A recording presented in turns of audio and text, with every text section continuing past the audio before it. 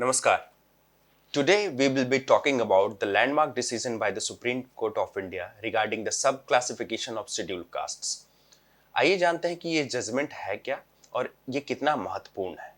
In a significant judgment, a 7-judge bench of the Supreme Court, by a majority of 6-1, ruled that sub-classification within scheduled caste is permissible for the purpose of granting separate quotas to those subgroups that are most backward within the scheduled castes. The Supreme Court clarified that while subclassification is allowed, the state cannot reserve 100% of quotas for any subclass. Additionally, the onus will be on the state to justify the subclassification based on the empirical data that clearly demonstrates the inadequacy of representation of the subclass. आइए जानते हैं कि इस पूरे मामले में जजेस ने क्या कहा. Chief Justice of India D.Y. Chandrachud, while reading the statement, said that there are 6 concurring judgments, with the majority overruling the 2004 E.V. Chennaiya judgment, which held that subclassification was not permissible. Thus, for the above reasons, the holding in Chennaiya that subclassification of the scheduled castes is impermissible is overruled. The scope and limits of subclassification of the scheduled castes shall be as prescribed in the judgment. The registry is directed to obtain administrative instructions from the Chief Justice for placing the matters before an appropriate. अब supreme court के सामने दो बड़े सवाल थे.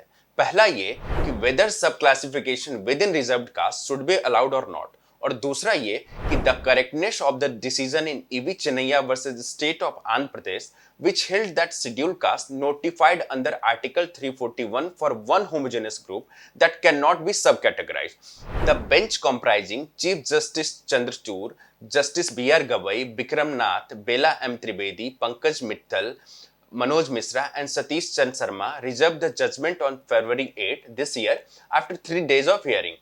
Chandrachud and Justice Misra referred to historical evidences suggesting that scheduled castes are not in fact a homogeneous class.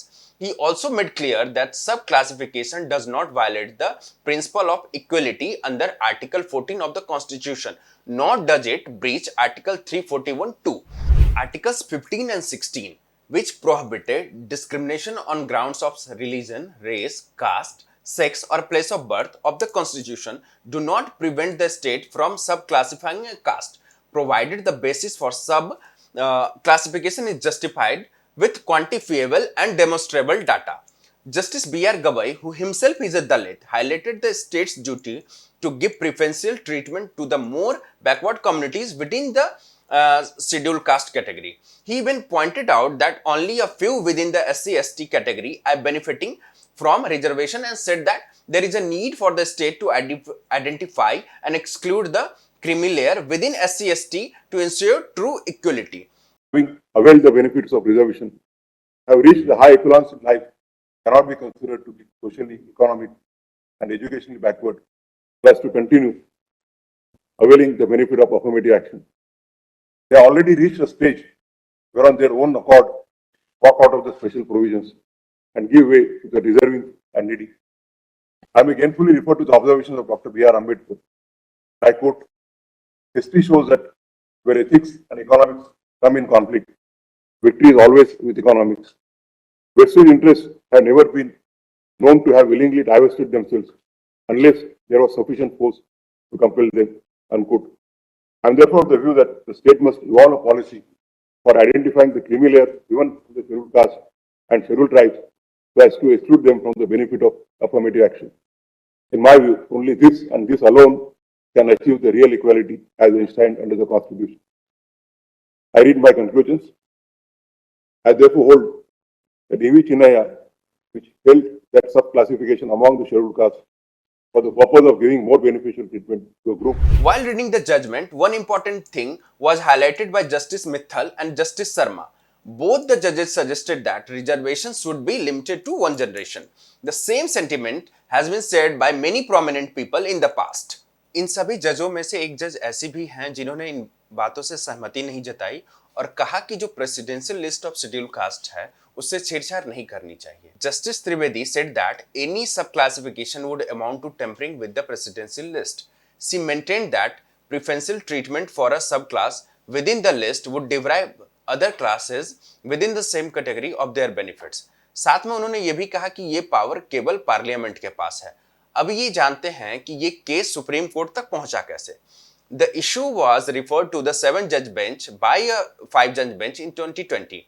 In the case of State of Punjab versus Davinder Singh, it was observed that the E.V. Chennaiya judgment needed reconsideration.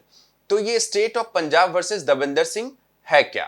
The case concerned the validity of a provision in the Punjab Scheduled Caste and Backward Classes Reservation in Services Act 2006, which provided first preference to Balmikis and Mazhabi Sikhs within the SC quota.